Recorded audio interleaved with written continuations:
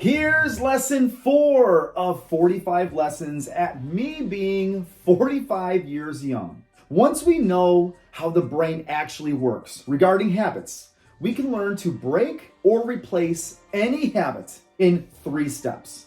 This is a continuance or a conclusion to the last lesson, lesson 5, on why it's so damn hard to break a bad habit. It wouldn't make much sense, or it wouldn't be any benefit if I didn't teach a lesson on how to actually break the habit, or better yet, replace the habit. So once you get into the brain battle, as I shared in the previous lesson, the thinking part of the brain arguing with the reptilian part of the brain, that's where the habit comes from, which is the urge, by the way. And we know this because it's considered you fighting the urge. The reptilian brain will always win because the urge is stronger than the analytical thought, more often than not. Now, knowing that, if you want a different outcome in your life, you must create different habits. How do we do that?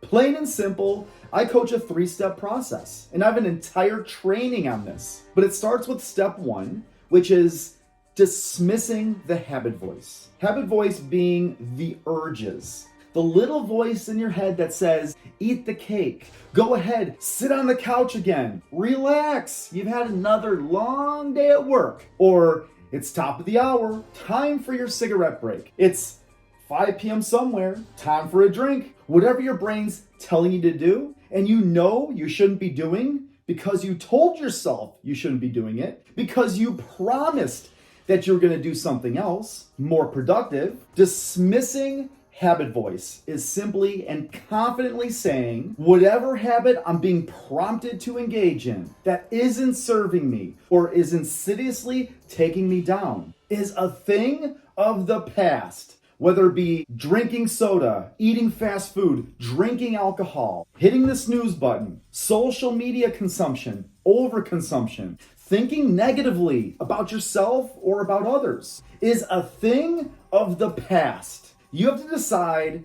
that it's no longer an either-or scenario of drink the beer, don't drink the beer, eat the cake, don't eat the cake, sit on the couch after a long day of work, don't sit on the couch after a long day of work. Whatever habit you're committed to releasing, it's a thing of the past. Next, step 2, move your attention. This is where replacing that habit takes action. Move your attention. Move your energy to something more productive, a behavior or action or a thought that'll be in alignment to what your goal is. And this is super simple. For example, move your attention from having the urge to sit on the couch to lacing up your gym shoes and taking a walk around the block because you've committed to moving more. You move your attention from your habit voice persuading you to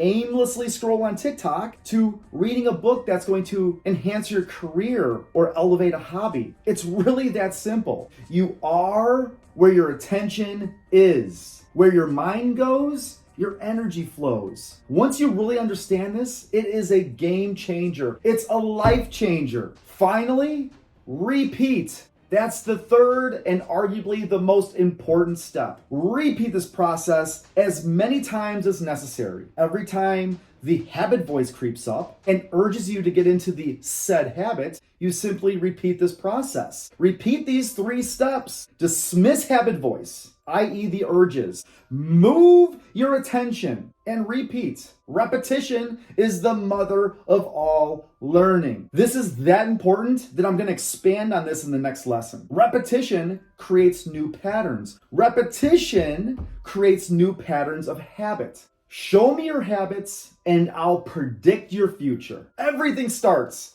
from the inside. Hence, transform your life from the inside out.